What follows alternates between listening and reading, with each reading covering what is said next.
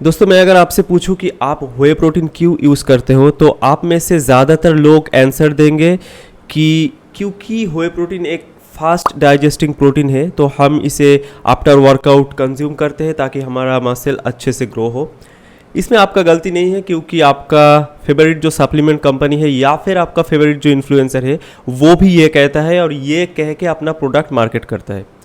पर अगर आप ऐसे ही व्हे को कंज्यूम करते हो, पानी में मिला के इसको पी लिया, तो शायद आप अपना व्हे प्रोटीन वेस्ट कर रहे हो। और मैं भी व्हे प्रोटीन यूज़ करता था पर अभी मैं व्हे को छोड़ के केसिन यूज़ कर रहा हूँ।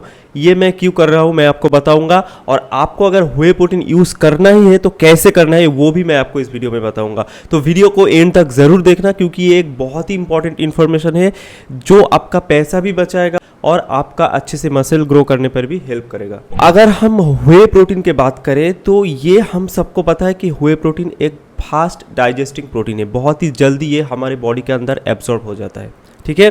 और इसलिए लोग इसे आफ्टर वर्कआउट कंज्यूम कर लेते हैं जल्दी से। ये इन्फॉर्मेशन भी मार्केट में है कि हमारा वर्कआउट के बाद एक एनाबॉलिक विंडो रहता है 1 या 2 घंटे का, जिसके अंदर आपको प्रोटीन कंज्यूम करना है ताकि आपका मसल अच्छे से ग्रो हो। पर ये एक मिस इन्फॉर्मेशन है। एनाबॉलिक विंडो 1-2 घंटे का नहीं होता है, ये 1 दिन से लेके 3 दिन तक चल सकता है। अगर आप एक बिगिनर हो तो आपका एनाबॉलिक विंडो 3 दिन तक चल सकता है, और अगर आप एक एडवांस ट्रेनी हो तब आपका एनाबॉलिक विंडो तब भी 1 दिन तक चलेगा। तो आप आफ्टर वर्कआउट 24 आवर्स के अंदर अगर आप प्रोटीन कंज्यूम करते हो तो वही इनफ है आपका मसल ग्रोथ को स्टिमुलेट करने के लिए, ठीक है। तो ये तो एक मिथ हो गया जो व्हे प्रोटीन को बिकने में बहुत ज़्यादा हेल्प करता है। अब हम आते हैं रियल रिसर्च के ऊपर। तो अगर हम व्हे प्रोटीन को कंपेयर करना चाहते हैं तो हमें इसे कंपेयर करना पड़ेगा एक सिमिलर टाइप ऑफ प्रोटीन पर जो फास्ट एब्जॉर्ब ना हो, जो स्लोली एब्जॉर्ब हो। और ऐसा एक प्रोटीन है जो कि है केसिन। ये व्हे का ही एक बड़ा भाई है क्योंकि मिल्क से ही दोनों को डिराइव किया जाता है, व्हे और केसिन। तो केसिन व्हे जैसा ही एक प्रोटीन है, इसका थोड़ा एमिनो एसिड प्रोफाइल अलग है पर ये एक स्लो डाइजेस्टिंग प्रोटीन है। आप अगर केसिन कंज्यूम करते हो वो लगभग 7-8 घंटे तक धीरे धीरे एब्जॉर्ब होता है आपके बॉडी के अंदर, ठीक है। धीरे धीरे इसका डाइजेशन होता है। तो एक स्टडी कंडक्ट किया गया जहां पे एक ग्रुप को व्हे प्रोटीन दिया गया और एक ग्रुप को केसिन प्रोटीन दिया गया, और after consumption of their protein 8 घंटे तक उन लोगों का जो मसल प्रोटीन सिंथेसिस है उसको मेजर किया गया। तो देखा गया कि जो ग्रुप व्हे प्रोटीन कंज्यूम करते हैं उनका इनिशियली एक बहुत बड़ा स्पाइक आता है मसल प्रोटीन सिंथेसिस का, ठीक है। पर आफ्टर सम टाइम जो मसल प्रोटीन सिंथेसिस है व्हे प्रोटीन ग्रुप का वो बहुत ज़्यादा डिक्रीज कर जाता है। पर जो केसिन ग्रुप है उनका इतना बड़ा कोई स्पाइक इनिशियली नहीं आता है, पर उनका जो मसल प्रोटीन सिंथेसिस का रेट है वो एक कंसिस्टेंट रहता है। मतलब 8 घंटे तक वो एक consistent muscle protein synthesis show करता है। और इससे ये भी पता चलता है कि आफ्टर 8 आवर्स जो लोग व्हे प्रोटीन कंज्यूम करते हैं और जो लोग केसिन कंज्यूम करते हैं दोनों का लगभग सेम प्रोटीन सिंथेसिस होता है। तो व्हे प्रोटीन यहाँ पे कोई भी सुपेरियर रिजल्ट शो नहीं करता है। तो ये तो क्लियर हो गया कि मसल प्रोटीन सिंथेसिस के बारे में व्हे प्रोटीन का कोई भी सुपेरियर रोल नहीं है।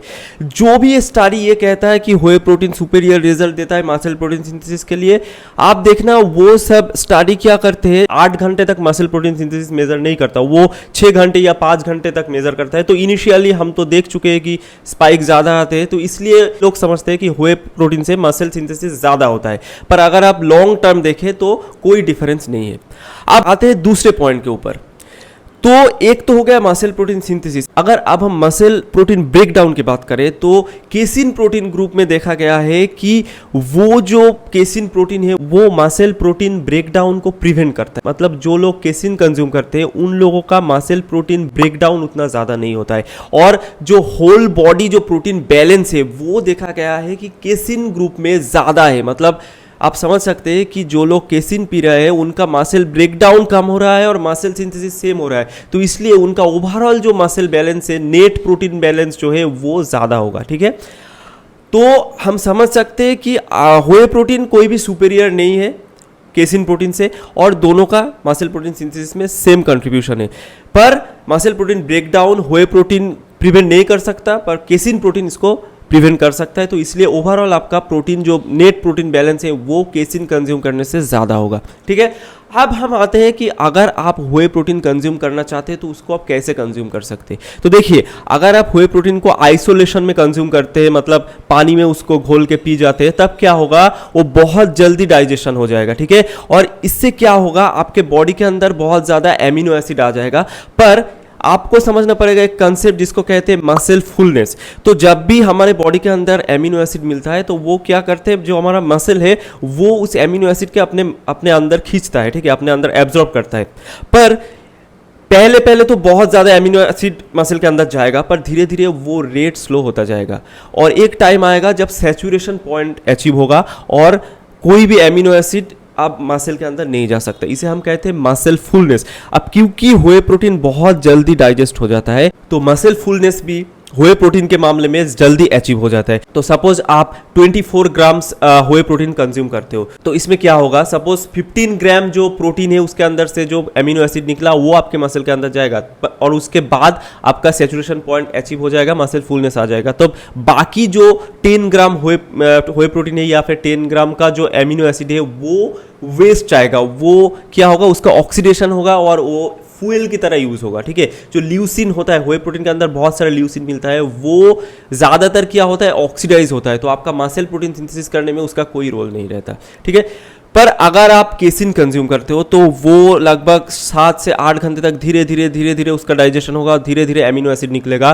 तो आपका जो मसल फुलनेस है वो जल्दी अचीव नहीं होगा और इसलिए most of the protein muscle protein synthesis में यूज होगा। तो यहाँ पे हम समझ सकते हैं कि क्यों व्हे प्रोटीन उतना एफिशिएंट नहीं है अगर आप आइसोलेशन में लेते हो। पर अगर आप व्हे प्रोटीन को किसी मील के साथ कंज्यूम करते हो, सपोज आप उसको मिल्क के साथ मिला लिया या फिर कार्ड के साथ मिला लिया या फिर कोई एक बड़ा मील कंज्यूम किया, उसके बाद आप व्हे प्रोटीन पीते हो, तब क्या होगा, क्योंकि आप आइसोलेशन में व्हे प्रोटीन नहीं ले रहे हो तो इससे आपका जो डाइजेशन है व्हे प्रोटीन का वो स्लो हो जाता है और इस हिसाब से आपका जो व्हे प्रोटीन है उसका यूटिलाइजेशन ज़्यादा होता है मसल प्रोटीन सिंथेसिस में। तो अगर आपको व्हे प्रोटीन लेना ही है तो आप उसे वाटर के साथ कभी मत लीजिए, उसको किसी मील के साथ लीजिए या फिर मिल्क के साथ उसका एक शेक बना के पीजिए, आइसोलेशन में मत लीजिए। और अगर आपको कन्वीनियंटली पानी के साथ ही लेना है तो आप केसिन प्रोटीन पे जाए। और क्योंकि मोस्ट ऑफ द केसेस हम प्रोटीन यूज इसलिए ही करते हैं कि ये कन्वीनियंस देता है। सपोज हम ट्रैवल कर रहे हैं, हमारे पास कोई खाना नहीं है तो हम एक प्रोटीन कंज्यूम कर लेते हैं। तो इस टाइम पे आपके पास कार्ड नहीं होगा, मिल्क नहीं होगा, आप एक मील कंज्यूम नहीं कर सकते, तो इसलिए आपके लिए ज़्यादा कन्वीनियंट होगा कि आप एक केसिन प्रोटीन कैरी कीजिए। तब आप उसको पानी में डाल के भी पी सकते हैं और फिर भी आपका डाइजेशन उतना जल्दी नहीं होगा, स्लोली डाइजेशन होगा और आपका प्रोटीन ज़्यादा यूटिलाइज होगा फॉर मसल प्रोटीन सिंथेसिस। और इसी वजह से मैं भी अभी व्हे प्रोटीन से केसिन की तरफ शिफ्ट कर चुका हूँ और केसिन मैं अभी यूज़ कर रहा हूँ क्योंकि इसका यूज़ बहुत ज़्यादा कन्वीनियंट है। आप अगर व्हे प्रोटीन यूज़ करना चाहते हो तो आपको या तो एक बड़ा मील कंज्यूम करना पड़ेगा या फिर इसको कार्ड या फिर मील किसी और चीज़ के साथ कंज्यूम करना पड़ेगा। बेस्ट चीज़ तो ये है कि आप थोड़ा सा व्हे और थोड़ा सा केसिन अगर मिला दो और उसको अगर कंज्यूम करो तो आपको एक फास्ट डाइजेस्टिंग प्रोटीन भी मिल रहा है और एक स्लो डाइजेस्टिंग प्रोटीन भी मिल रहा है। तो ये बेस्ट सिचुएशन है। और जो मिल्क है ना उसके अंदर तो ये दो मिलता ही है, पर एक प्रॉब्लम मिल्क कंज्यूम करने का ये है कि अगर आप 25 ग्राम प्रोटीन पाना चाहते हो मिल्क से, सिर्फ मिल्क से, तो आपको लगभग 700 ml मिल्क कंज्यूम करना पड़ेगा, जो कि बहुत ज़्यादा है। आप उसको अच्छे से डाइजेस्ट ही नहीं कर पाओगे और उसमें से आपको बहुत ज़्यादा कैलोरीज मिल जाएगा, 300 के ऊपर कैलोरीज आपको मिल जाएगा। तो इसलिए आप अगर केसिन प्रोटीन कंज्यूम करते हो तो वो आपके लिए बहुत ज़्यादा कन्वीनियंट होगा। और अगर आप व्हे प्रोटीन कंज्यूम करना ही चाहते हो तो आप ज़रूर उसको एक मील के साथ कंज्यूम करें, उसको आइसोलेशन में मत ले। तो आई सपोज कि ये वीडियो आपको हेल्प करेगा डिसीजन लेने में कि आपको कौन सा प्रोटीन कंज्यूम करना चाहिए। आप अगर ऐसे ही और भी वीडियोस चाहते हैं तो चैनल को सब्सक्राइब करें, वीडियो को शेयर करें और वीडियो को देखने के लिए बहुत बहुत शुक्रिया।